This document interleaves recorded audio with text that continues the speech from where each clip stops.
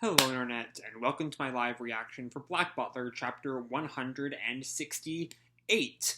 When we last left our heroes, nothing much really happened.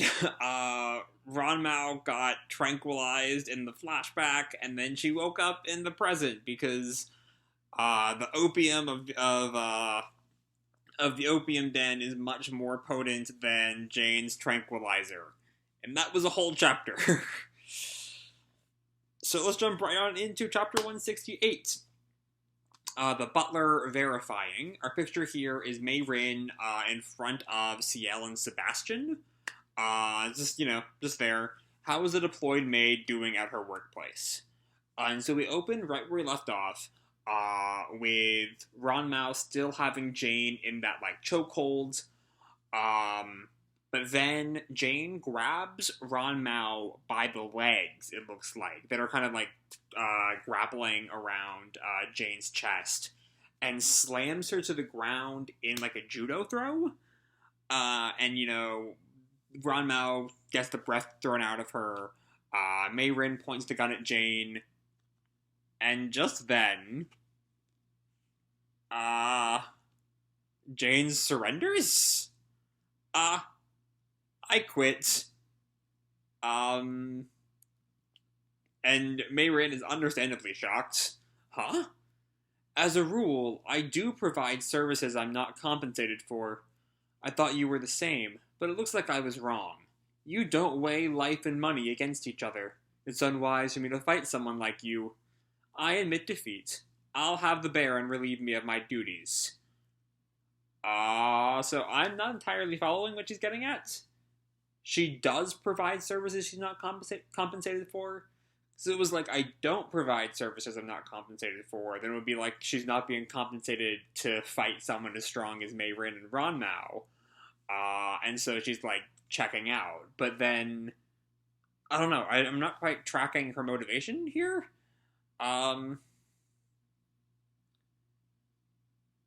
so I almost follow, I think, the you don't weigh life and money against each other. Almost. Not quite. I'm still a little lost as to what she's getting at there. I'm thinking of Mei Rin's refusal to accept Jane's offer to switch sides a few chapters ago. But even then, I'm still not quite following how that's weighing life and money against each other. I don't know. But anyway, Jane leaves. Jane walks away. And Ron Mao kind of sits up. She must lie. We kill her.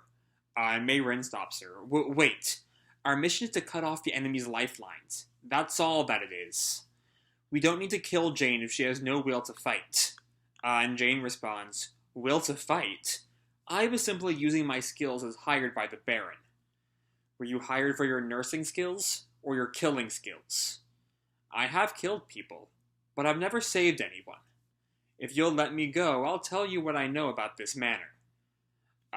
So, I don't know, something about this dialogue isn't quite gelling for some reason. That line, I have killed people, but I've never saved anyone, doesn't quite seem to be a response to what Mei Rin says. It's slightly, very, very slightly off. They're not, they have the idea, but just aren't quite saying the same thing.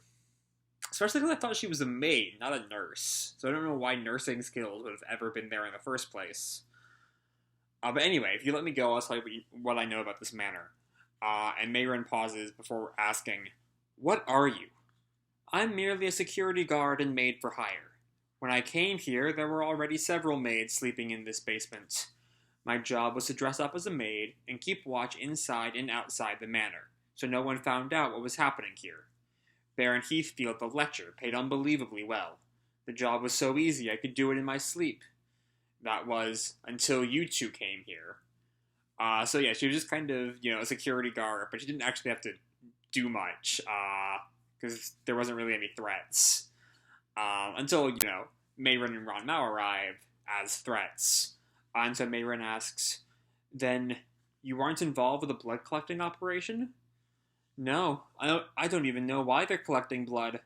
I only kept guard over the manor. But I saw a group wearing black hoods visit the manor several times. And Mayrin asks, Black hoods? That's probably... Could it be the remnants of the society from the Campania, whose name I'm forgetting? Um, that'd be my best guess, because we know they're involved in all this somehow, right? Um, it's the same base, like what Undertaker's doing now is the same basic thing as what he was involved with back then.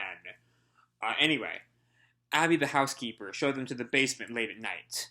The house steward and Abby apparently smuggled the blood they collected out of the manor by hiding them in tradespeople's goods. That's all I know. And so Mayrin thinks, so this manor is one of our enemy's lifelines. Then we should follow young master's command and then she turns back to Ronmao. Ronmao. And Ronmao has just, like, picked up, I think that's the machine they were draining the blood from. And Mayrin and Jane just, like, stare at her in shock. And Ronmao eats the machine at, like, a bedpost and it shatters. Ronmao! We were told to thoroughly dismantle the operation, but you'll kill the maids too, you will. And Mayrin tries to, like, drag the sleeping maid, and calls out, Jane, help me! Why me? And there's, like, a boom and a shatter, some noise. And just then, one of the maids wakes up. And then we see, like, a hazy Jane. You're Annie, right? Get up. And all of the maids who are waking up, where am I? Where am I? My head hurts. And then Annie, which I thought was Abby was the housekeeper. My bad. I was going to say I thought that was the housekeeper's name, but it's slightly different. Anyway, Annie asks, Jane, why on earth are we... I have no time to explain. Get up and go upstairs now.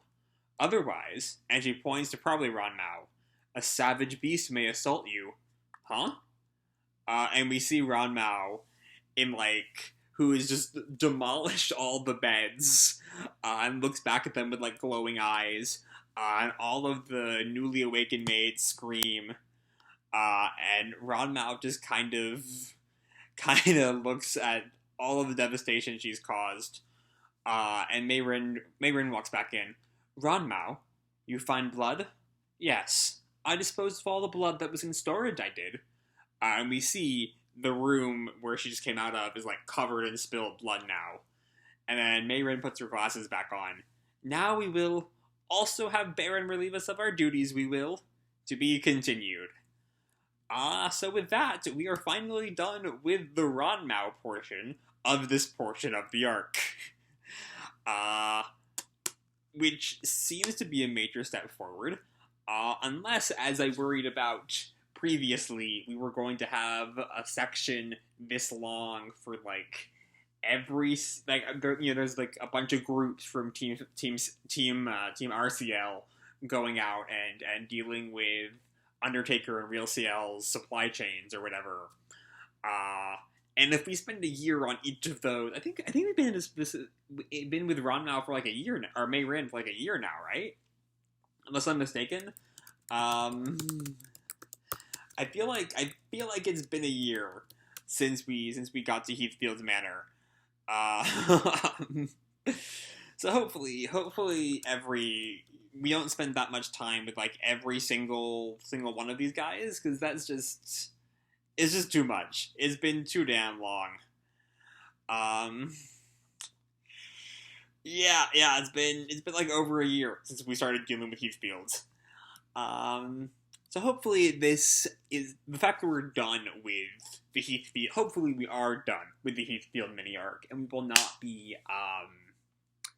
Hopefully there's not like one more chapter to deal with Heathfield before we move on. And hopefully we don't need to see all of the other, investigations into other things.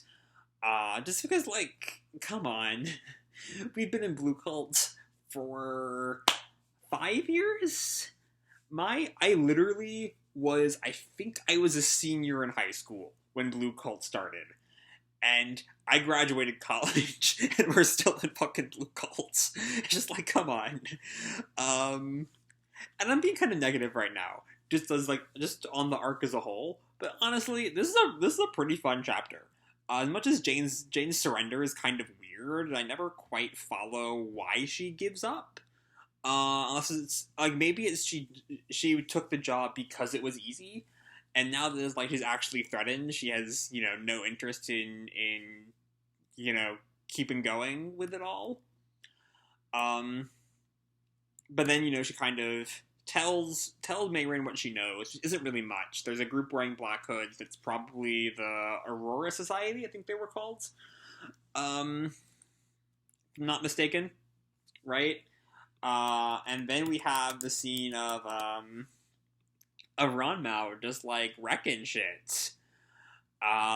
Which honestly, the whole like Mayrin being like super serious, and she turns back and Ranmao is just like lifting the machine. That's almost makes this whole year worth it. And so yeah, with that, Baron Heathfield's mini arc is over. After months and months and months, it's done. We are out of here. We can move on, and I mean, hopefully it's not like 1/5 of this whole investigation section, and we're still here, 4 or 5 years from now. But yeah, I don't know. There's not a whole lot to say beyond we're finally done with Heathfield. Or honestly, though maybe not, because Heathfield clearly is more in on this than Jane was able to tell us. So maybe they're gonna go to Heathfield and like try to interrogate him some more, and so we still have one more chapter of Heathfield, maybe, possibly, I don't know. This is Yana, she can make a chapter out of walking. So we'll have to see if we actually make some decent forward momentum in the next chapter. So that's all I have to say for this chapter. Hope you all enjoyed the chapter and the video itself. If you did, feel free to drop me a like or subscribe or, do whatever makes you happy, And remember, your life is your own, okay? Bye!